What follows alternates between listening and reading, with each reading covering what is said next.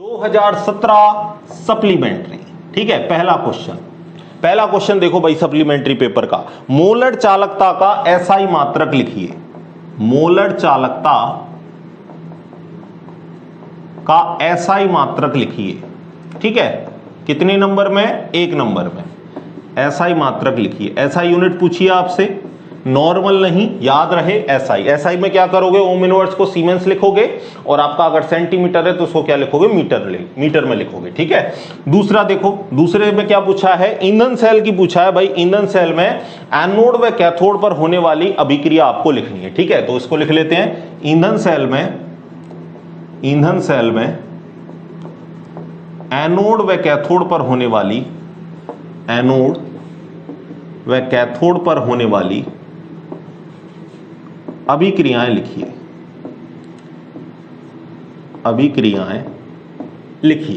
ठीक है, दूसरा क्वेश्चन आपको ये पूछ लिया। तीसरा क्वेश्चन देखो। तीसरे क्वेश्चन की अगर मैं बात करूं, इस क्वेश्चन का अगर मैं आपको नंबर लिखूं तो इस क्वेश्चन का नंबर हो गया 1। ठीक है, अर्ध अभिक्रिया, हाफ सेल रिएक्शन। ठीक है, हाफ सेल रिएक्शन होने वाली half cell reaction.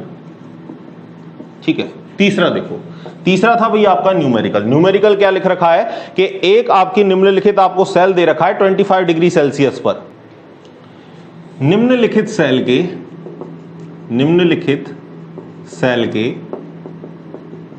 25 degree Celsius पर, 25 डिग्री सेल्सियस ताप पर ई सेल का मान ज्ञात कीजिए।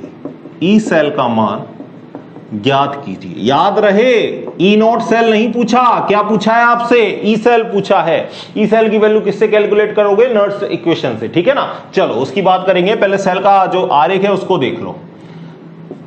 Mg सॉलिड और ये बना रहा है Mg2+ एक्वस और इसकी कंसंट्रेशन दे रखी है आपको 1 मोलरिटी। ठीक है, डबल स्लैश साल्ट ब्रिज आ गया, Ag+ और आप सबको पता है Ag+ है तो किस में होगा? एक्वस मीडियम में। और इसकी कंसंट्रेशन कितनी दे रखी है? 0.1 मोलरिटी और ये Ag में अपचयित हो गया सॉलिड। इसके लिए जो ई नोट सेल है वो आपके लिए दे रखा है +3.17 वोल्ट। ठीक है, तो इस ई नोट सेल से आपको लेकर नर्स्ट इक्वेशन को यूज करोगे और ई सेल को कैलकुलेट करोगे। ठीक है, खुद से करने की कोशिश करो, नहीं आता है तो मैं आपको बताता हूं। ठीक है, पहले खुद से करने की कोशिश करो भाई, वीडियो को पॉज करो, खुद से करने की कोशिश करो। मोलर चालकता की यूनिट क्या होती है? आपने पढ़ा था ohm inverse centimetre square mole inverse. ठीक है ना, आपको पता है यहां आपको क्या लिखनी है? एसआई। तो एसआई में याद रखोगे क्या लिखना है? सीमेन, और सेंटीमीटर का हो जाएगा मीटर स्क्वायर और मोल इनवर्स। ये हो गई आपकी किसकी यूनिट? मोलर चालकता की एसआई यूनिट। ठीक है, अब आपको क्या पूछ रहा है? अब आपको पूछ रहा है ईंधन सेल में एनोड और कैथोड पर होने वाली अभिक्रिया लिखनी है। ठीक है, तो सबसे पहले हम लिख लेते हैं एनोड वाली रिएक्शन, फिर लिख लेंगे हम कैथोड वाली रिएक्शन। ठीक है, तो पहले एनोड पर अभिक्रिया। और एनोड पर जो अभिक्रिया होती है आपको पता है, एनोड पर आप देखते हो तो कौन सी गैस आती है आपकी? हाइड्रोजन गैस आती है। ठीक है, तो हाइड्रोजन गैस यानी 2H2 और ये गैसियस फॉर्म में है, प्लस यहां पर रिएक्शन करते हैं 4 हाइड्रोक्सिल आयन जो KOH से मिलते हैं आपको विद्युत अपघट्य से। ठीक है ना, बताया था मैंने आपको। और क्या बनाएंगे? ये दोनों मिलकर आपके लिए बनाते हैं 4H2O के मॉलिक्यूल।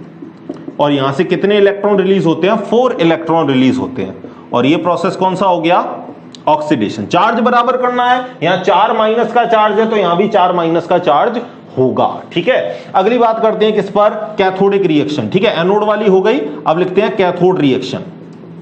और कैथोड पर आपको पता है कौन सी गैस आती है भाई? ऑक्सीजन आती है।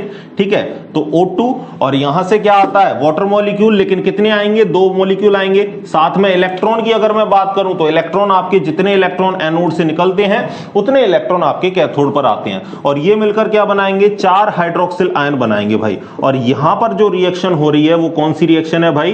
रिडक्शन, अपचयन वाली। ठीक है, तो ये हो गई आपकी एनोड पर रिएक्शन, ये हो गई आपकी कैथोड पर रिएक्शन। दोनों को लिख लो। फिर अगली बात करता हूं मैं न्यूमेरिकल की। लिख लो भाई, लिख लिया भाई? आगे की बात करें, चलो क्वेश्चन नंबर तीसरा देखो। तीसरे में आपको क्या दे रखा है भाई? ई नोट सेल दे रखा है आपको और ई सेल कैलकुलेट करवा रहा है। तो जब भी ऐसी सिचुएशन हो हमें पता है कौन सी इक्वेशन लगेगी भाई? नर्स इक्वेशन लगेगी, क्योंकि यहां पर आपको पता है कि कंसंट्रेशन आपकी मानक वाली नहीं है, स्टैंडर्ड नहीं है, बदल गई ना। यहाँ एक मोलरिटी है, यहाँ कितनी है 0.1 मोलरिटी, जबकि हमारी मानक कंडीशन क्या थी, जो कंसंट्रेशन है वो कितनी हो 1 मोलरिटी की हो। 1 मोलर तो ये है, लेकिन ये 0.1 मोलर है, तो यहाँ पर हमारी नर्स्ट इक्वेशन लगेगी। अब नर्स्ट इक्वेशन क्या है बताओ भाई, याद हो जानी चाहिए अब तक आपको। ई सेल बराबर क्या होता है, E naught cell minus 0.0591 volt upon n log product की कंसंट्रेशन अपॉन रिएक्टेंट की कंसंट्रेशन। तो चलो मैं आपको पहले सेल अभिक्रिया भी लिख के दे देता हूं, बराबर प्लस के 3.17 वोल्ट। ठीक है, देखो इससे पहले सेल अभिक्रिया भी लिख लेना। अगर सेल अभिक्रिया की बात करें तो सेल अभिक्रिया क्या होगी बताओ। इस सेल को देखकर आपको क्या पता चल रहा है कि मैग्नीज तो आपका, जो मैग्नीशियम है वो तो आपका किसका काम कर रहा है भाई, एनोड का, ठीक है ना। और जो आपका सिल्वर है वो किसका काम कर रहा है भाई, कैथोड का। रिएक्शन लिखते हैं Mg प्लस Ag प्लस। अब आपको पता है Mg तो क्या बनाएगा, Mg2 प्लस बनाएगा, यानी 2 इलेक्ट्रॉन निकलेंगे, तो ग्रहण भी कितने इलेक्ट्रॉन होंगे, 2 ग्रहण होंगे। तो यहां सिल्वर आपको कितने लेने पड़ेंगे, 2 लेने पड़ेंगे, तो 2 आपके क्या हो जाएंगे, सिल्वर रिड्यूस हो जाएंगे। और ये एक्वस मीडियम, ये एक्वस और ये सॉलिड। तो कुल मिला के आपको जो नंबर ऑफ इलेक्ट्रॉन्स मिले वो कितने मिले, 2। तो n का मान कितना हो जाएगा, 2। ठीक है, तो 2 रख दो। ये सेल अभिक्रिया, इसको यहां पे पहले लिखोगे। फिर इसके बाद ई नोट सेल आपको दे रखा है, कितना दे रखा है, प्लस के 3.17, तो 3.17 बराबर माइनस 0.0591, नीचे रख दोगे 2। अब लॉग, ठीक है, प्रोडक्ट की कंसंट्रेशन अगर मैं आपको बताऊं तो प्रोडक्ट यहां पर कौन है, Mg2 प्लस, क्योंकि आपको पता है सॉलिड की कंसंट्रेशन तो नहीं लिखते हम, क्योंकि इसकी कंसंट्रेशन इकाई होती है। तो प्रोडक्ट में कौन बचा आपका, Mg2 प्लस, तो Mg2 प्लस लिख दिया। अपॉन रिएक्टेंट में कौन बचा, ये भी सॉलिड हो गया, इसकी नहीं लिखेंगे, एक्वस वाली लिखेंगे, तो नीचे हो गया आपका Ag प्लस। और आपको पता है जो कंसंट्रेशन है उसकी क्या लगा देते हैं, पावर। तो कंसंट्रेशन को पावर की फॉर्म में लगाओगे, आपको पता है कि जो स्टाइकियोमेट्रिक कोफिशिएंट है, जो आपको मोल्स दे रखे हैं, उसकी हम क्या लगा देते हैं, पावर लगा देते हैं भाई, ठीक है ना। तो कंसंट्रेशन को तो ये स्क्वायर ब्रैकेट बताता है, जो हमने बड़ा ब्रैकेट लगाया ना, और जो मोल्स हैं उसको हम लगा देंगे पावर की फॉर्म में। तो Ag की पावर कितनी लग जाएगी, 2, क्योंकि यहां पर Ag के मोल कितने दे रखे हैं, 2। ठीक है, चलो मैं इस रिएक्शन को थोड़ा ऊपर लिख देता हूं, क्योंकि ये अभिक्रिया तो हमने देख ही ली। कंसंट्रेशन इसकी 1 मोलर, इसकी 0.1 मोलर, थोड़ा सा ध्यान रखना, ठीक है ना। देखो मैं इसको ऊपर लिख देता हूं, क्योंकि थोड़ा सा कंजेस्टेड माहौल हो रहा है ना, इसको ऊपर ही लिख देते हैं अपन। ठीक है, देखो देखना भाई, ठीक है। रिएक्शन क्या थी, Mg सॉलिड, और यहां पर क्या था, 2 Ag प्लस, और एक इसमें था एक्वस मीडियम में, यहाँ Mg2 प्लस, ये आपका हो गया एक्वस मीडियम में, और यहां पर था आपका Ag, ये किसमें हो गया, सॉलिड में। ये हमारी सेल अभिक्रिया थी, ठीक है।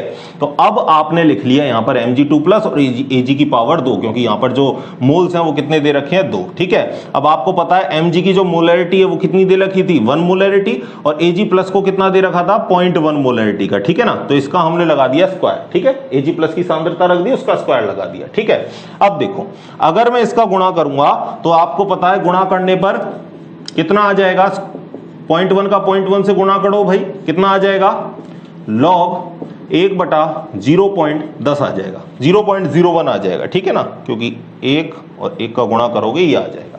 अब इसको कैसे सॉल्व करोगे, मैं आपको यहां पे ब्रैकेट में सॉल्व करके बता देता हूं, ठीक है। देखो log 1/0.01, ठीक है, और अगर मैं यहां से पॉइंट हटाऊंगा तो ऊपर कितनी जीरो रखनी पड़ेगी, 2, यानी ऊपर क्या हो गया 100, और log 100 का मतलब क्या हो गया, 10 की पावर 2, ठीक है। अब एक फॉर्मूला होता है, ध्यान रखना इस फॉर्मूले को, log m की पावर n। इसको कैसे सोल्व करते हैं, इसको सोल्व करते हैं, पावर को ले आते हैं आगे, तो आगे ले आएंगे तो क्या हो जाएगा, n log m हो जाएगा, ठीक है। log की जो पावर होती है उस पावर को कहां ले आते हैं, आगे, तो यहां क्या आ जाएगा, log की पावर क्या आ जाएगी, log 10 की पावर क्या आ जाएगी, 2, तो पावर को कहां ले आएंगे, आगे, आगे आ जाएगा आपका क्या, log 2, आगे क्या आ जाएगा, log 2, ठीक है। अब देखो मैं इसको यहां पे रखता हूं, ठीक है, तो देखना 3.17 माइनस 0.0591 अपॉन 2, और ये हो गया log 10 की पावर 2। और आपको जैसा मैंने बताया पावर कहां आ जाती है, आगे, तो आगे पावर आ जाएगी तो कितना आ जाएगा, log 2, और log 2 गुणा 10 आपका रह जाएगा, ठीक है ना, क्योंकि यहीं इसको करके देख देते हैं, चलो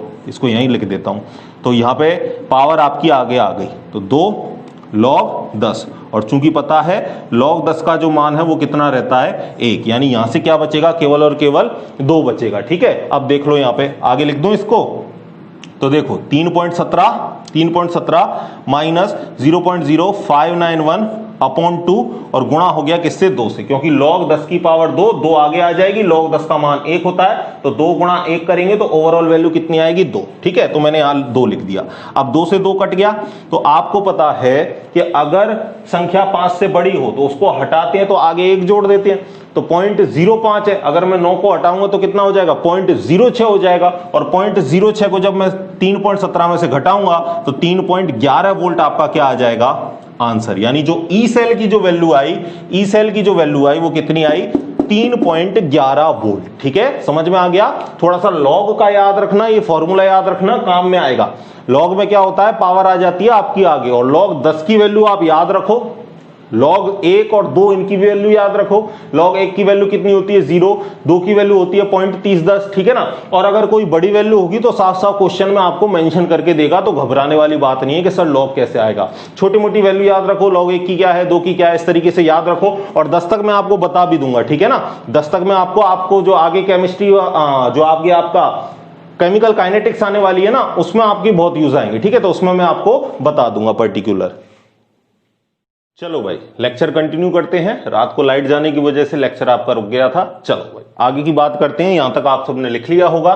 ठीक है, अब देखते हैं 2016 का आपका क्या क्वेश्चन आए थे आपको, और उसमें भी अगर मैं आपको बताऊं तो पैटर्न यही रहा था आपके, लेकिन इसमें क्या हुआ था, 2-2 नंबर के आपको 2 न्यूमेरिकल पूछे थे। बाकी सब में अगर आपने देखा हो तो आपको 2 क्वेश्चन तो कैसे पूछे हैं, थोड़े से थ्योरेटिकल पूछे थे और एक आपको न्यूमेरिकल दिया था, जबकि 16 में आपको 2-2 नंबर के दोनों ही क्या दे दिए, न्यूमेरिकल दे दिए। ठीक है, तो चलो देखते हैं किस तरीके के न्यूमेरिकल हैं, और भैया बहुत ही बढ़िया लेवल के न्यूमेरिकल हैं। यूनिट का अगर किसी ने इसमें ध्यान नहीं रखा तो जाहिर सी बात है उसका आंसर गलत गया होगा। यूनिट कन्वर्जन में आपको जो बता रहा हूं वो थोड़ा सा याद रखना है। देखो 2016 का अपन क्वेश्चन देखते हैं। ठीक है, पहला क्वेश्चन देखो, 0.15 मोल पर लीटर। ठीक है, आपको सॉल्यूशन दे रखा है किसका, NaCl का। तो पहले तो RBSc 2016 और क्वेश्चन नंबर पहला। ठीक है, देखो 0.15 मोल प्रति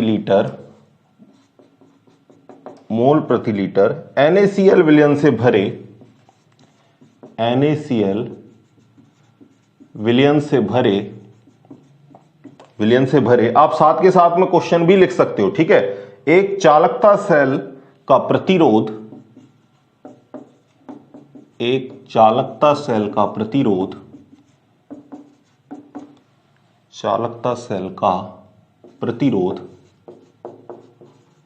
कितना दे रखा है भाई, प्रतिरोध दे रखा है आपको 50 ओम है, 50 ओम है।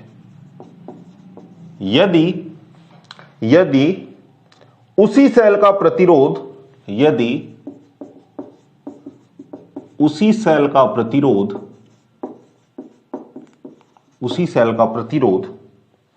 0.02 मोल पर लीटर NaCl विलयन, 0.02 मोल पर लीटर NaCl विलयन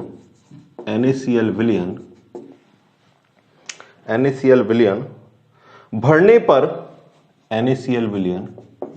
पर 500 ओम हो जाए, यानी वही सेल है लेकिन अब हमने कंसंट्रेशन बदल दी सॉल्यूशन की, तो प्रतिरोध आपका चेंज हो गया। ठीक है, आगे क्या लिखा, 500 ओम हो जाए तो 0.02 मोल पर लीटर NaCl विलयन की चालकता ज्ञात कीजिए। NaCl विलयन की चालकता ज्ञात कीजिए।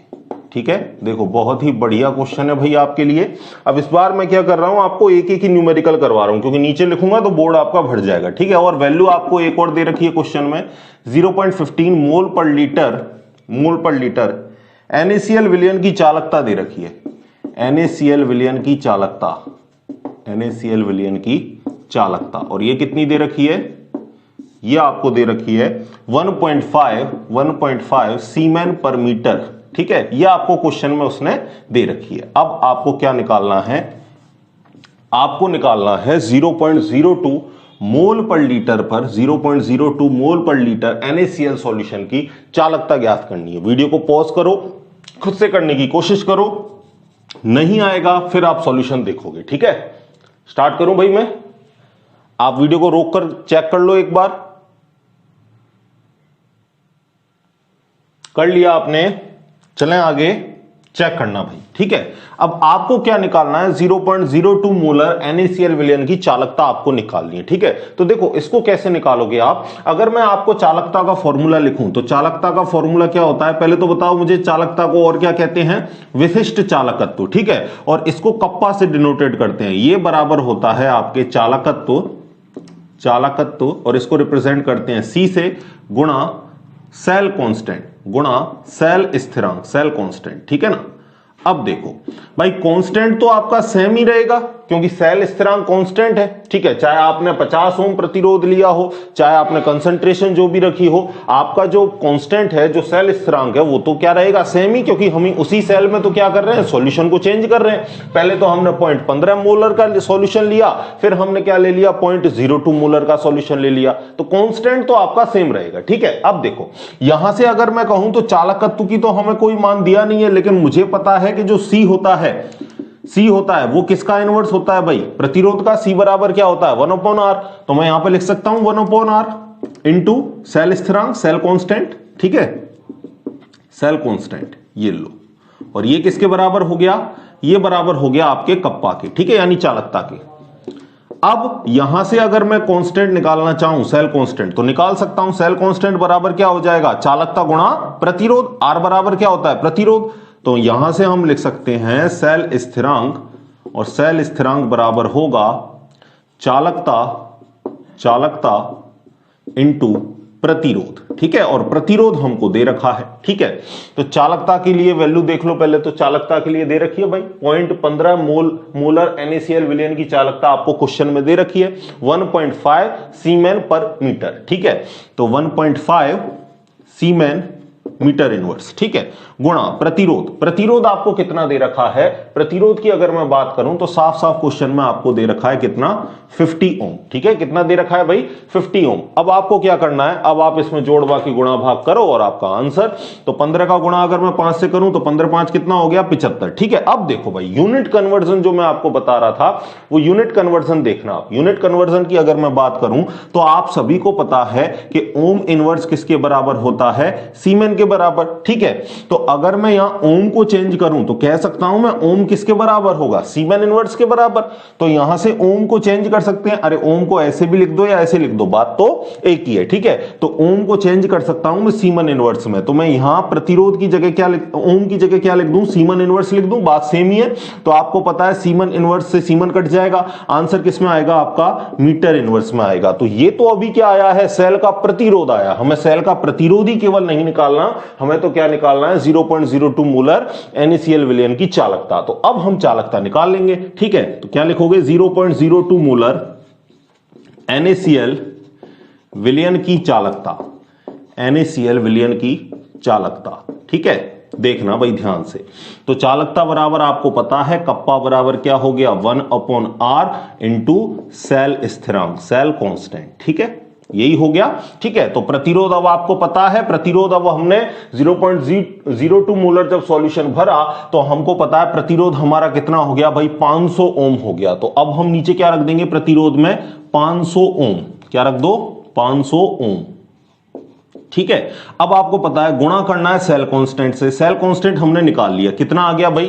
75 आ गया। तो जब 75 का अगर 75 में भाग लगाएंगे हम 500 का, तो आंसर कितना आएगा भाई? आंसर आएगा 0.15 ओम। ऊपर जाएगा तो किसका हो जाएगा? ओम इनवर्स का, और ये हो गया मीटर इनवर्स। ठीक है, अब आपको पता है ओम इनवर्स को हम क्या कहते हैं? ओम इनवर्स को हम कहते हैं सीमेन, और आंसर आ गया आपका सीमेन मीटर इनवर्स। और यही कप्पा की क्या होती है? SI यूनिट, और कप्पा बराबर क्या होता है? चालकता। ठीक है, आंसर आ गया आपका। अब आपको साइंटिफिक नोटेशन में भी थोड़ा सा बदलना है तो बदल सकते हो।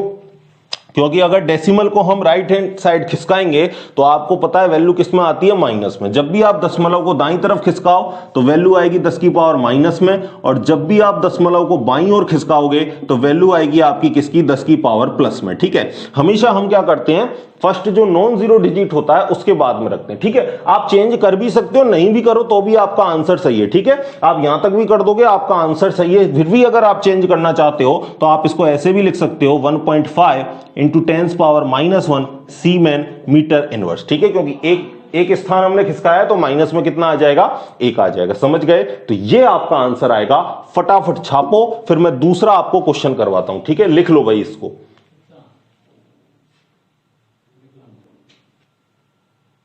लिख लिया भाई? ठीक है, तो यूनिट कन्वर्जन का बहुत बड़ा महत्व है, जैसे हमने यहां पर चेंज किया। ठीक है ना, ये सारी यूनिट हमने बराबर रखी, तो थोड़ा सा भाई ध्यान में रखना बात को। ठीक है, अगला न्यूमेरिकल बताता हूं। ये कितने नंबर का पूछा था, 2 नंबर का पूछा था, तो याद रख लेना भाई, 2 नंबर का आपको न्यूमेरिकल बढ़िया पूछा था। अगला वाला भी बहुत ही बढ़िया न्यूमेरिकल है। ठीक है, तो चलो देखते हैं उसको भी। दूसरे नंबर का न्यूमेरिकल, प्रीवियस ईयर के जितने क्वेश्चन हैं उनको देखकर भी आप अंदाजा लगा सकते हो कि भाई इस तरीके के आपको क्वेश्चन पूछे जा सकते हैं। ठीक है ना, तो न्यूमेरिकल तो एक यहां से मस्ट पूछा ही जा रहा है, चाहे आप कोई से भी ईयर का पेपर उठा के देख लो। और अगर आपकी किस्मत बहुत बढ़िया हुई तो आपसे 2 नंबर के न्यूमेरिकल भी पूछे जा सकते हैं। अरे सर ये क्या बात कर दी आप, न्यूमेरिकल से तो हमको बहुत बड़ा डर लगता है ना। अरे डर किस बात का, सारी चीजें आपको समझ में आ रही है। ठीक है, दूसरा न्यूमेरिकल देखो भाई। दूसरे न्यूमेरिकल की अगर मैं बात करूं तो देखो क्या दे रखा है, 0.001 मोलर का सॉल्यूशन दे रखा है। और किसका सॉल्यूशन है, एसिटिक एसिड का सॉल्यूशन है। ठीक है, देखो दूसरा क्वेश्चन, 0.001 मोल पर लीटर एसिटिक अम्ल की चालकता, एसिटिक अम्ल की चालकता। आप साथ के साथ क्वेश्चन लिख सकते हो भाई। ठीक है, अगर आप अपने एक पर्टिकुलर नोट्स बना रहे हो प्रीवियस ईयर के सारे क्वेश्चनों के तो बहुत ही बढ़िया है भाई। जो मैं आपको लिखा रहा हूं साथ के साथ आप अपनी कॉपी में भी लिखते चलो। ठीक है, चालकता है 5 इंटू 10 पावर -5 सीमेन सेंटीमीटर इनवर्स। चालकता की यूनिट इसने सीमेन सेंटीमीटर इनवर्स में दे रखी है। ठीक है, -5। ठीक है, सही है। आगे क्या बोला है कि यदि एसिटिक अम्ल के लिए, यदि एसिटिक अम्ल के लिए, एसिटिक अम्ल के लिए, ठीक है, एसिटिक अम्ल के लिए लैम्डा एम नॉट का मान, लैम्डा एम नॉट का मान, ठीक है, कितना दे रखा है, 250 Simon centimetre square mole inverse है। तो इसके लिए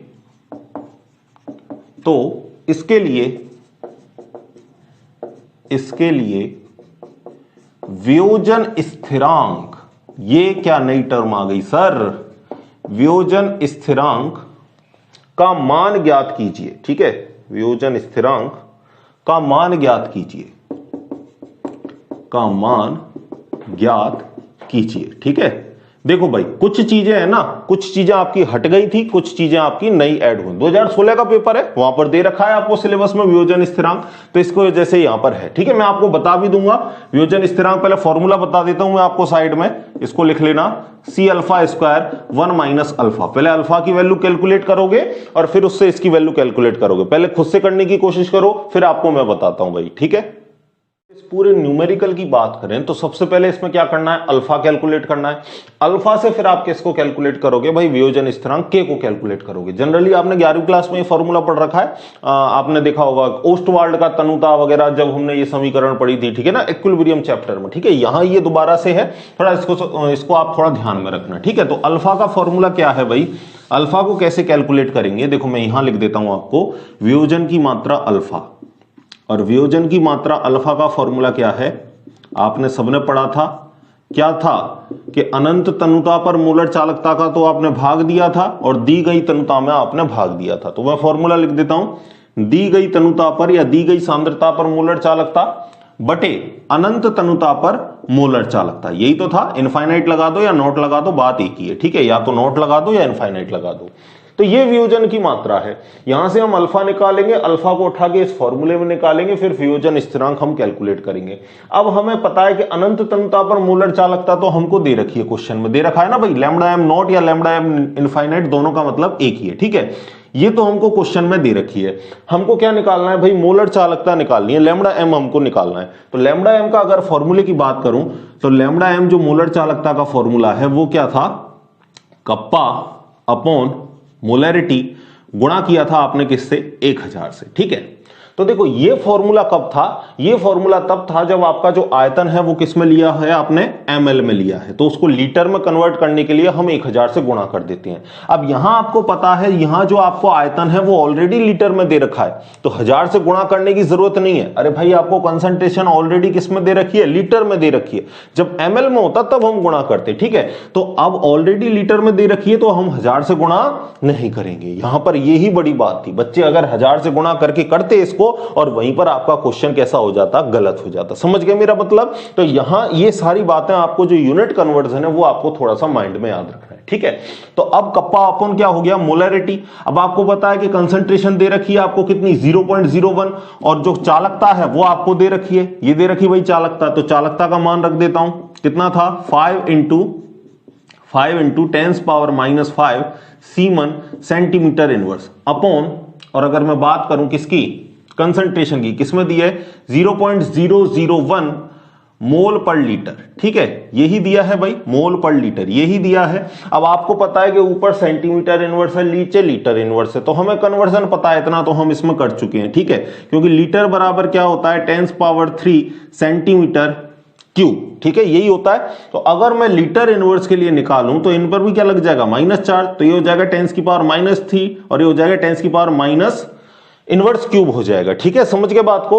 तो यहां इस वैल्यू को उठा के लीटर इनवर्स की जगह रख देते हैं, चलो रख दो भाई, 5 into 10⁻⁵ siemens centimetre inverse upon 0.001 into 10⁻³ centimetre inverse cube. अब आपको पता है कि यहां पर अगर मैं देखूं तो सेंटीमीटर इनवर्स 1 रखा है और नीचे 3 रखे हैं, तो आपको पता है कि 1 से 1 चला जाएगा, नीचे क्या बच जाएगा, -2, और -2 जब ऊपर जाएगा तो किसका हो जाएगा भाई, +2 हो जाएगा, ठीक है। तो यहां से जो आंसर आएगा वो कितना आएगा, देखो अगर मैं इसको आपको सॉल्व करके बताऊं इधर तो देख लेना, बाकी मैं यहां पे डायरेक्ट आंसर रखूंगा, ठीक है। -5, और यहां पर आप अगर 0.001 को क्या लिख सकते हो, 10⁻³ लिख सकते हो, बिल्कुल लिख सकते हैं। इधर खिसकाएंगे तो अभी बताया वैल्यू किस में आएगी, माइनस में आएगी।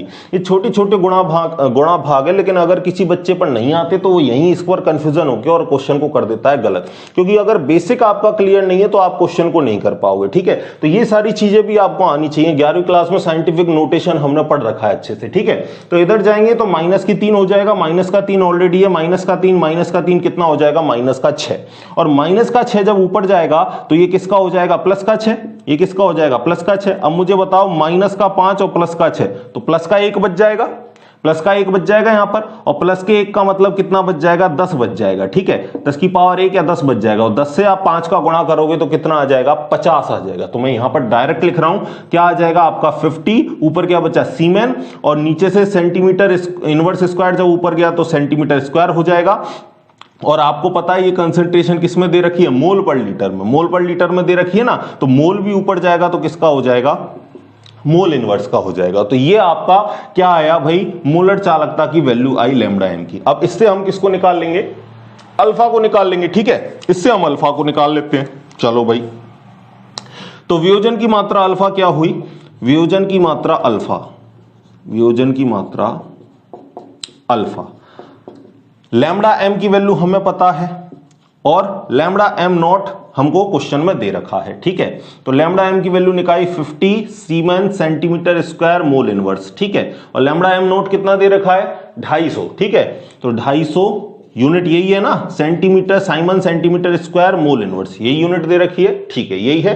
तो ये यूनिट से तो यूनिट कट जाएगी, और 50 से अगर मैं 250 को काटूंगा तो 50 से 250 कितनी बार कटेगा भाई, 5 बार कटेगा, ठीक है, यही तो कटेगा। तो कितना आएगा आपका, और 1 में जब आप 5 का भाग लगाओगे तो 1 में 5 का भाग लगाओगे तो आपका कितना आएगा भाई, पॉइंट लगा के 0 रख दो, आंसर आ जाएगा। तो 1 में 5 का भाग लगाया तो कितना आया, 0.2, और ये आपका मान आ गया किसका, वियोजन की मात्रा अल्फा का। ठीक है, अब अल्फा की वैल्यू आपको मिल गई, उठा के इसको कहां रख दो, वियोजन के स्थिरांक में।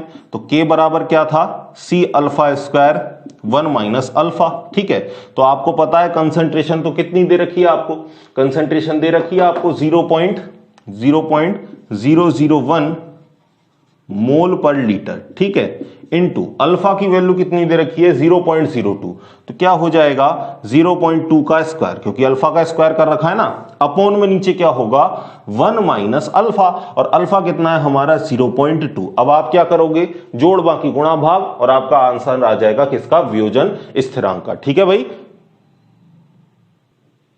कर लोगे, बोलो भाई कर लोगे ना, क्या करवाऊं, चलो देख लो।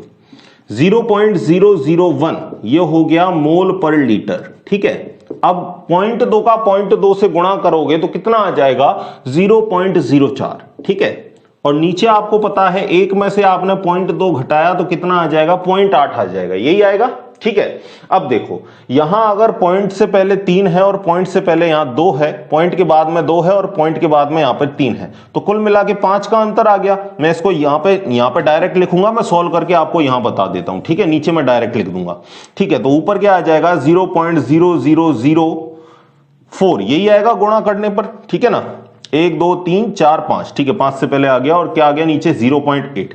अब आपको पता है नीचे का एक पॉइंट हटाऊंगा तो पॉइंट के बाद एक संख्या है, तो ऊपर आपको 40 हो जाएगा, और ये हो जाएगा 8 5 40। तो कितना आया आपका 0.0005, ये आपका आंसर आया। अब आपको पता है कि इसको हम साइंटिफिक नोटेशन में चेंज कर सकते हैं, क्योंकि हमें पता है साइंटिफिक नोटेशन में हम दशमलव को हमेशा कहां रखते हैं, प्रथम गैर शून्य अंक के बाद। तो हम किस तरफ जाएंगे भाई, दाईं तरफ जाएंगे। कितना गए 1 2 3 4 5, 5 स्थान गए। ठीक है, तो हम क्या करेंगे 5 गुणा 10 की पावर -5, क्योंकि हम कितना स्थान खिसके हैं भाई, 5 स्थान खिसके हैं। ठीक है, और यूनिट किस में आ जाएगी, मोल पर लीटर में। यूनिट किस में आ जाएगी इसकी, मोल पर लीटर में। ठीक है, तो डायरेक्ट मैं नीचे आंसर लिख रहा हूं, और ऊपर मैंने आपको सोल्व करके बता दिया भाई। 5 × 10⁵ कितना, मोल पर लीटर। ठीक है, ये आपका आ गया क्या, वियोजन स्थिरांक। तो देखो भाई क्या बढ़िया क्वेश्चन था, यूनिट का क्या खेल था इसमें, सब कुछ हमने अच्छे से समझ लिया। ठीक है, लिख लो भाई इसको एक बार। ठीक है, ये बस मैंने आपको जस्ट इसका सॉल्यूशन करके बताया, बाकी इसकी कोई जरूरत नहीं है। ठीक है, इसको मैं मिटा देता हूं, और बाकी आप लिख लो भाई एज इट इज, लिख लो। लिख लिया, ले लिया स्क्रीनशॉट भाई, चलें आगे। चलो नेक्स्ट अब बात करते हैं अपन 2015 में किस तरीके के क्वेश्चन आपको पूछे थे। ठीक है, 2016 तक की कहानी हम पढ़ चुके हैं, अब बात करते हैं 2015 की। देखना भाई,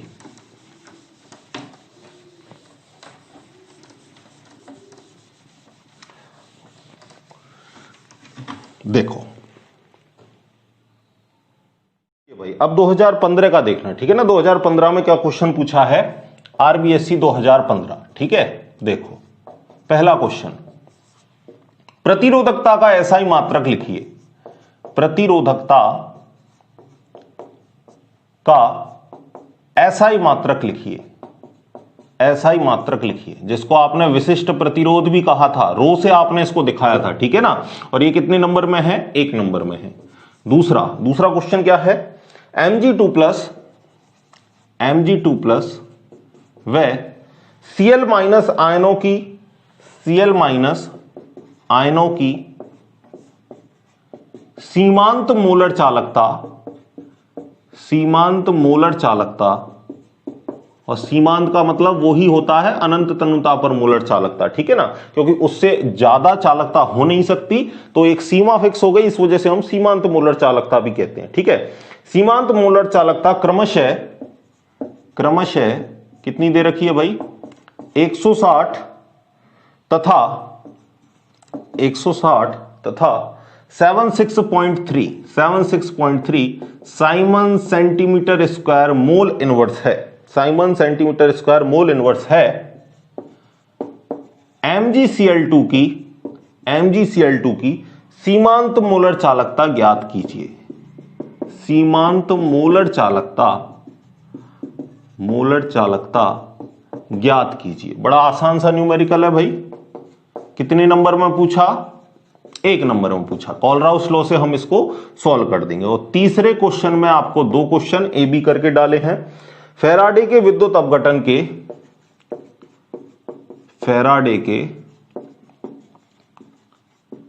विद्युत अपघटन के द्वितीय नियम को समझाइए। विद्युत अपघट्य के द्वितीय नियम, सेकंड लॉ को पूछा है भाई, द्वितीय नियम को समझाइए। ठीक है, समझाइए। नोट्स में मेंशन है ये बात सारी की सारी। अगला देखो बी क्वेश्चन क्या है, दोबारा रिपीट हो गया भाई, मानक हाइड्रोजन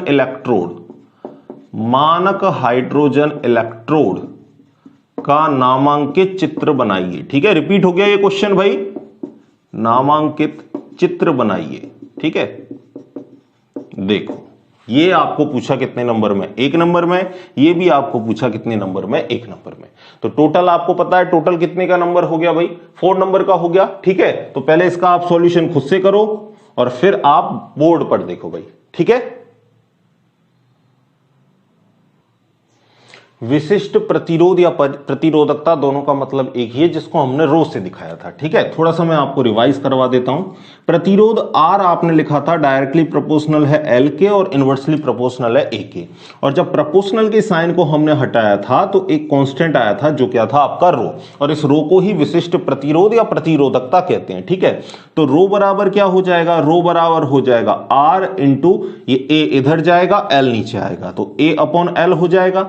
और आपको पता है A का मतलब क्या है, एरिया, तो एरिया के लिए, प्रतिरोध के लिए क्या रखोगे आप, ओम। ठीक है, और एरिया के लिए आप क्या रखोगे, एरिया के लिए क्योंकि ऐसा यूनिट पूछी है तो लंबाई इंटू चौड़ाई, लंबाई भी आपको मीटर में, चौड़ाई भी आपको मीटर में, क्योंकि ऐसा यूनिट पूछी है। तो एरिया हो जाएगा मीटर स्क्वायर और लंबाई हमने ले ली मीटर में, तो मीटर से 1 मीटर का स्क्वायर कट गया, तो यूनिट किस में आई भाई, यूनिट आई आपकी ओम मीटर, या इसको ऐसे भी लिख सकते हो, ओम का सिंबल बना दो, ये लो ओम मीटर, या आपकी आ गई कौन सी यूनिट, ऐसा यूनिट, किसकी, विशिष्ट प्रतिरोध या प्रतिरोधकता की। ठीक है, आपको ये सारा कन्वर्जन नहीं लिखना, आपको तो ये जस्ट मैंने समझाया है, एंड आंसर में आपको सिर्फ ये लिखना है और 1 नंबर आपका पक्का। समझ गए भी बात को। अब ऐसा यूनिट पूछिए तो आपको पता है कि ओम को भी चेंज कर सकते हो, किसमें, क्योंकि हमको पता है ओम बराबर ओम इनवर्स बराबर क्या होता है, सीमेन। तो आप इसको ऐसे भी लिख सकते हो कि जो ओम है वो किसके बराबर होगा, सीमेन इनवर्स के, तो इसको हम ऐसे भी लिख सकते हैं, सीमेन इनवर्स और मीटर। ठीक है, तो या ये आप इसको लिखोगे ऐसा यूनिट में। ठीक है, सिंपल पूछे तो ऊपर और ऐसा ही पूछे तो आप ये लिख दोगे। ठीक है, चलें आगे, दूसरा क्वेश्चन देखो, आंसर सेकंड। ठीक है, ये पहला हो गया, सेकंड। अब आपको यहां पर कोलराउस लॉ लगाना है, सीमांत मोलर चालकता धनायन और ऋणायन की दे रखी है और MgCl2 की आपसे पूछ रहा है, तो हम कोलराउस नियम जानते हैं भाई, लैम्डा नॉट MgCl2 ये किसके बराबर होगा, धनायन की संख्या में तो आपको पता है कि new positive lambda positive infinite, या आप नोट लगा दो। ठीक है, और न्यू नेगेटिव लैम्डा माइनस और इनफाइनाइट, या नोट लगा दो, कुछ भी लगा दो। ठीक है, हमने न्यू क्यों लिखा यहां पर, क्योंकि आपको पता है यहां धनायन और ऋणायन की संख्या कैसी है भाई, आपकी अलग अलग है। धनायन तो 1 है और ऋणायन कितना है, 2 है, तो संख्या आप लिखोगे। अगर 1 होता तो न्यू लगाने की जरूरत नहीं थी, क्योंकि 1 का गुणा करते तो 1 ही आता, लेकिन धनायन ऋणायन की संख्या यहां पर 1 से ज्यादा है तो आप न्यू लिखोगे। ठीक है, धनायन अगर आप MgCl2 को तोड़ोगे तो मुझे बताओ, अगर MgCl2 को हम तोड़ेंगे तो आप सबको पता है कि Mg तो 2+ बनेगा और 2 आपके क्या बनेंगे, 2 आपके Cl- बनेंगे। तो लैम्डा पॉजिटिव की वैल्यू हमको दे रखी है, कितनी है, 160, तो हम लिख देते हैं, 1 का गुणा कर दो, 1 का गुणा करोगे तो वही आएगा 160। ठीक है, यही है, प्लस अब आपको पता है कि जो माइनस है, जो Cl- है, उसकी वैल्यू कितनी दे रखी है, 76.3, और Cl- कितने हैं, 2, तो 2 से गुणा हो जाएगा, संख्या आ गई आपकी 2, और 2 से गुणा हो गया कितना, 76.3 का। ठीक है, तो अब आपको पता है इधर से तो 160 बचेगा, और जब आप 2 का गुणा करोगे किससे, 76.3 से, तो 2 का गुणा कर दो, कितना आ जाएगा, 152.6। ठीक, एक सेकंड भाई, यहां पर जो क्वेश्चन है वहां पर 160 नहीं है, कितना है, 106 है। ठीक है भाई, थोड़ा सा इसको करेक्ट कर लेना, तो यहां भी कितना है, 106, यहां भी हम क्या लिखेंगे, 106। ठीक है, तो कितना आ जाएगा, 0.6, 6 और 2 8, इधर 5 और इधर 2, आंसर कितना आया आपका, आपका आंसर आया 258.6 सीमेन सेंटीमीटर स्क्वायर मोल इनवर्स। ये आपका क्या आ गया भाई, अनंत तनुता पर MgCl2 की मोलर चालकता। ठीक है, इसको लिख लो, फिर आगे की बात करते हैं। लिख लो भाई, इसको लिख लिया भाई, मिटा दें। ठीक है, देखो आगे चलते हैं और बात करते हैं किसकी, विद्युत अपघटन के फैराडे के सेकंड लॉ की। ठीक है ना, स्टेटमेंट मैंने आपको क्लास में पढ़ाते समय लिखा हुआ रखा है। अगर आपने लेक्चर नहीं देखे, ऊपर इंफॉर्मेशन बटन पर आपको सारे लेक्चर की प्लेलिस्ट मिल जाएगी, आप वहां से इनको देख सकते हो। ठीक है ना, सारे लेक्चर मैंने पढ़ाए हुए हैं, कोई सिंगल क्वेश्चन ऐसा नहीं है जो पढ़ाया ना हो और आपको एग्जाम में पूछ लिया हो। ठीक है भाई, देखना अगला क्वेश्चन, फैराडे का सेकंड लॉ। तो मैं यहां पर आपको स्टेटमेंट बता देता हूं। फैराडे का सेकंड लॉ क्या था, जब हम समान विद्युत धारा को विभिन्न विद्युत अपघट्टों में प्रवाहित कर रहे थे तो उन इलेक्ट्रोडों पर क्या होगा, मुक्त होगा भाई पदार्थ, निक्षेपित होगा। तो इलेक्ट्रोडों पर निक्षेपित पदार्थ की भिन्न भिन्न मात्रा है, उनके किसके समानुपाती थी, तुल्यांकी भारों के समानुपाती थी। ठीक है, क्या बोला मैंने, दोबारा सुन लो। जब विद्युत धारा की समान मात्रा को विभिन्न विद्युत अपघट्टों में प्रवाहित किया जाता है तो इलेक्ट्रोडों पर निक्षेपित पदार्थ की भिन्न भिन्न मात्राएं उनके तुल्यांकी भार के समानुपाती होती है। यह आपका था क्या, फैराडे का सेकंड लॉ। ठीक है, तो मैं यहां पे कह सकता हूं इलेक्ट्रोड पर निक्षेपित पदार्थ की भिन्न भिन्न मात्राएं उनके तुल्यांकी भार के समानुपाती थी। तुल्यांकी भार को किससे दिखा दिया, ई से। अब आपके अगर दो आपके पदार्थ हैं तो एक को हम W1 दे देते हैं, एक को W2 दे देते हैं। तो ये किसके बराबर होंगे भाई, E1 के और E2 के बराबर होंगे। अब आपको पता है कि हमने W पढ़ रखा है फर्स्ट लॉ से कि W बराबर क्या होता है, ZIT होता है। तो यहां हम लिख देंगे क्या, Z1IT अपॉन क्या, Z2IT। और ये किसके बराबर हो जाएगा, E1 E2 के। IT से IT कट जाएगा तो यहां से हम कह सकते हैं Z1 अपॉन Z2 किसके बराबर है, E1 अपॉन E2 के। यहां से ये बात भी कह सकते हैं कि जो Z है वो डायरेक्टली प्रोपोर्शनल हो जाएगा किसके, E के। जो विद्युत रासायनिक तुल्यांक है वो किसके बराबर हो जाएगा, किसके समानुपाती हो जाएगा, तुल्यांकी भार के समानुपाती हो जाएगा। ठीक है, ये रहा आपका फैराडे का कौन सा लॉ, सेकंड लॉ। और मानक हाइड्रोजन इलेक्ट्रोड डायग्राम बनवा चुका हूं, लेक्चर आप देख सकते हो। ठीक है, ये आप जब ये वीडियो एंड होगा ना तो उसके एंड स्क्रीन पे भी आपको मिल जाएगा। ठीक है, तो वहां से भी आप इसको देख सकते हो। ठीक है, मिटा दें भाई, 15 के क्वेश्चन थे, बड़े आसान से क्वेश्चन थे। अब एक ईयर और बचा है 2014, उसको भी साथ के साथ आप देखो। ठीक है, चलते हैं 2014 पर। चलो देखना भाई, 2014 एंड की ओर हमारा लेक्चर, और हमने इलेक्ट्रोकेमिस्ट्री के जितने भी इंपॉर्टेंट क्वेश्चन थे सारे हमने कर लिए हैं। अब आपके 100 में से 100 नंबर कैसे नहीं आएंगे देखते हैं। ठीक है ना भाई, मेहनत करनी है। देखो मेहनत का कोई सब्स्टिट्यूट नहीं है, मैं यहां पर आपको सब कुछ करवा दूं, इसका तब तक फायदा नहीं है जब तक आप खुद बैठकर अपनी कॉपी में मेहनत नहीं करते, इन क्वेश्चनों को दोबारा से नहीं करते, जितने भी न्यूमेरिकल हैं उनको एक बार खुद से ट्राई नहीं करते। ठीक है, तो खुद को मेहनत करनी पड़ेगी। चलो भाई चलते हैं 2014 के ऊपर, RBSc 2014। पहला क्वेश्चन देखो भाई, पहला क्वेश्चन किस तरीके का पूछा था, देखो। क्या हम CuSO4 के विलयन को लोहे के पात्र में भंडारण कर सकते हैं, समझाइए। ये तो मैंने आपको क्लास में पढ़ाते समय भी बता दिया था भाई। ये क्वेश्चन जब इलेक्ट्रोकेमिकल सीरीज हमने पढ़ी थी तब हमने ये क्वेश्चन डिस्कस किया था। ठीक है, पहला क्वेश्चन और इसका A पॉइंट दे रखा है आपको। क्या हम CuSO4 के विलयन को लोहे के पात्र में, भंडारण कर सकते हैं,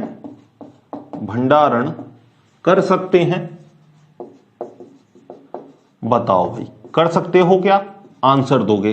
क्लास में डिस्कस कर चुके हैं हम इस क्वेश्चन को। कोलराउश का नियम लिखिए, उसका एक अनुप्रयोग बताइए। अगला क्या था, कोलराउश का नियम लिखिए, यह भी रिपीट हो गया क्वेश्चन। नियम लिखिए व एक अनुप्रयोग बताइए। ठीक है, रिपीटेड क्वेश्चन, अनुप्रयोग और एक्स्ट्रा पूछ लिया, एक अनुप्रयोग बताइए। ठीक है, ये भी कितने नंबर का, 1 नंबर का। ऊपर वाला भी कितने नंबर का, 1 नंबर का। अब अगला क्वेश्चन, और इसमें भी 2 पार्ट कर दिए ए बी। लोहे के जंग लगने की संपूर्ण रासायनिक अभिक्रिया लिखिए। ठीक है, लोहे के जंग लगने की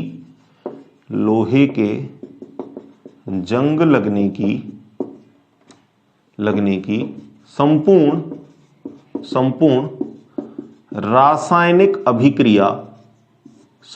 रासायनिक अभिक्रिया लिखिए। ठीक है, सारी रिएक्शन आपसे पूछ ली, नेट सेल रिएक्शन, इसको आप लिख दोगे 1 नंबर का।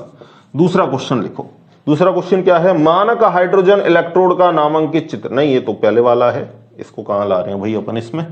अगला है डैनियल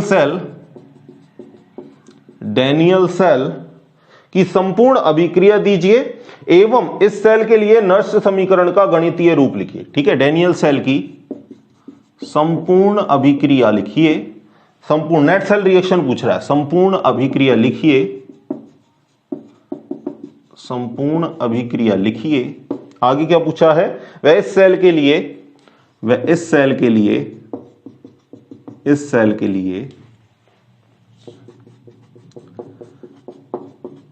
नर्स्ड समीकरण का गणितीय रूप लिखिए। गणितीय रूप लिखिए।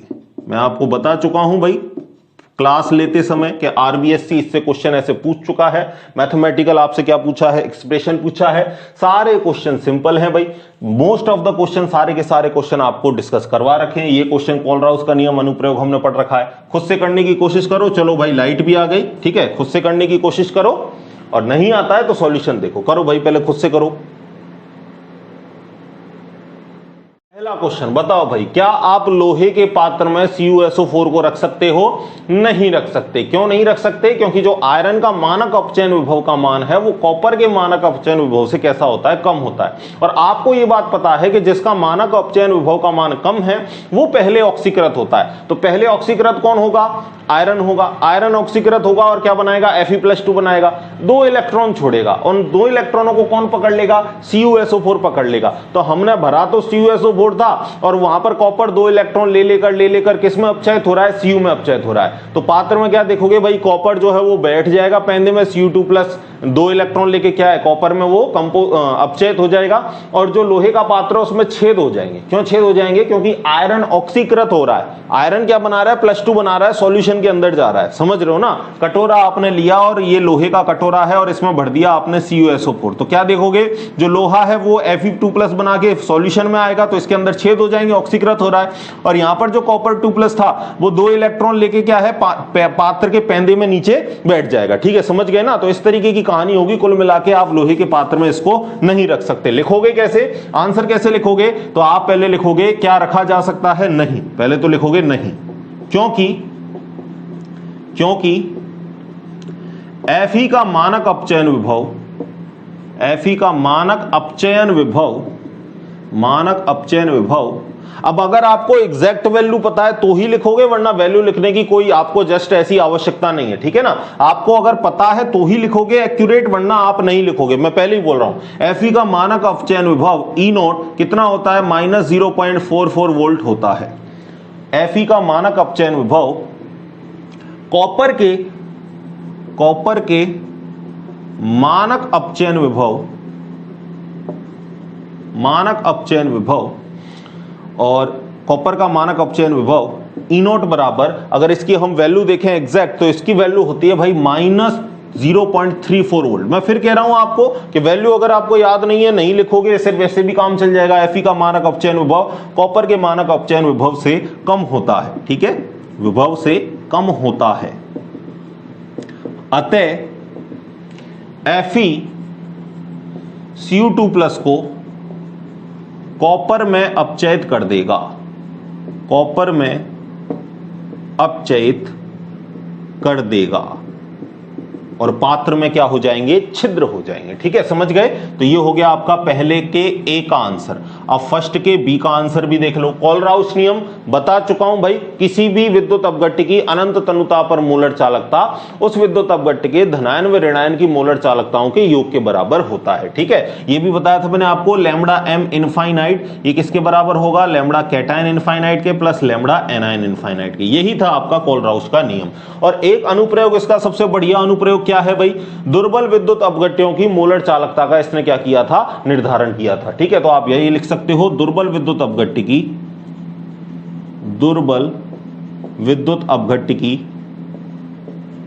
मोलर चालकता का निर्धारण। ठीक है, मोलर चालकता का निर्धारण। ठीक है, लिख लो भाई, इस बात को लिख लो। और भी अनुप्रयोग लिख सकते हो, मैंने आपको नोट्स में बता रखा है सब कुछ। दुर्बल विद्युत अपघट्य के वियोजन की मात्रा भी आप निकाल सकते हो, ठीक है ना। दुर्बल विद्युत अपघट्य की अनंत तनुता पर भाई, ठीक है ना, दुर्बल विद्युत अपघट्य की अनंत तनुता पर, अनंत तनुता पर ये वर्ड ऐड करना, ठीक है।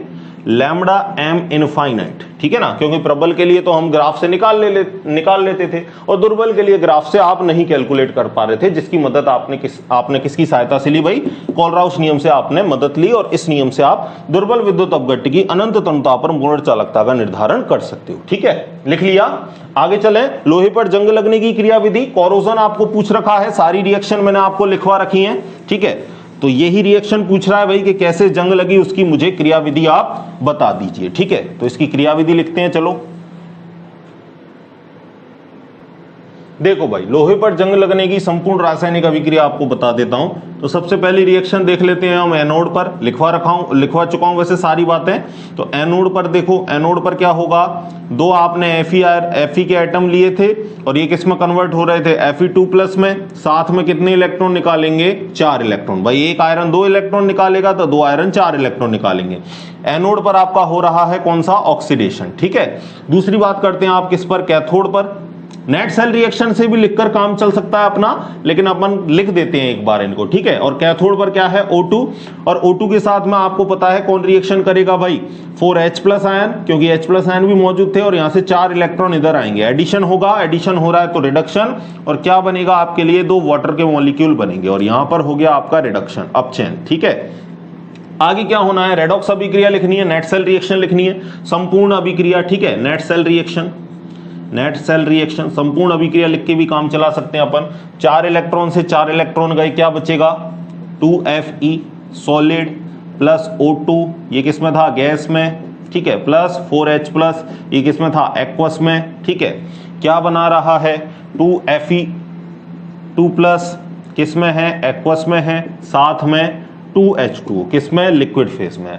अब यहां से क्या होता है, वायुमंडलीय ऑक्सीकरण होता है। यहां तक लिख लो, फिर ऊपर मिटा के मैं उस चीज को लिख दूंगा आपको। यहां तक लिख लो पहले, आपका काम यहां से भी स्टार्ट हो सकता है, ठीक है ना। यहां से संपूर्ण सेल अभिक्रिया लिख के आगे वायुमंडलीय ऑक्सीकरण लिख दो, तो वहां से भी काम चल सकता है। एनोड कैथोड पर लिखो या मत लिखो, कोई दिक्कत वाली बात नहीं है, ठीक है। आपने संपूर्ण सेल अभिक्रिया लिख दी और इसके बाद क्या लिखना है, वायुमंडलीय ऑक्सीकरण, क्योंकि वायुमंडल में ऑक्सीकृत होकर जंग लगती है, ठीक है। तो अगली लिखेंगे वायुमंडलीय ऑक्सीकरण, वायुमंडलीय ऑक्सीकरण, ठीक है। तो यहां पर क्या होगा, आपके 2Fe2+ आए थे एक्वस मीडियम से, और पानी के मॉलिक्यूल अभी अभी आपने देखे थे, कितने पानी के मॉलिक्यूल निकले थे भाई, 2 निकले थे, 2H2, और ये किसमें, लिक्विड में। और यहां वायुमंडलीय ऑक्सीकरण होता है, यानी हाफ O2 का मॉलिक्यूल हमने यहां पर लिया है, और आपका यहां पर क्या बनता है, फेरिक ऑक्साइड बनता है, ठीक है। क्या बनता है, फेरिक ऑक्साइड। साथ में क्या रिलीज होते हैं भाई, आपके 4H+ आयन आपके रिलीज होते हैं, ठीक है, एक्वस मीडियम। अब बात करते हैं आपके कि जो फेरिक ऑक्साइड है ये जल योजित होकर क्या बनाता है, जंग बनाता है। तो आगे की रिएक्शन हमारी Fe2O3 और ये पानी के X अणुओं के साथ संयोजित होकर Fe2O3 और XH2O बनाता है, और ये किसका फॉर्मूला है, जंग का फॉर्मूला है। अगर आप और किताबें उठा के देखोगे तो जंग का जो एग्जैक्ट फॉर्मूला होता है उसमें X की जगह पानी के कितने मॉलिक्यूल आते हैं, 3 मॉलिक्यूल आते हैं। लेकिन आपके एनसीईआरटी देख लो, चाहे आप अपनी आरबीएससी की बुक देख लो, XH2O लिख रखा है तो अपन उतना ही लिखेंगे XH2, ठीक है।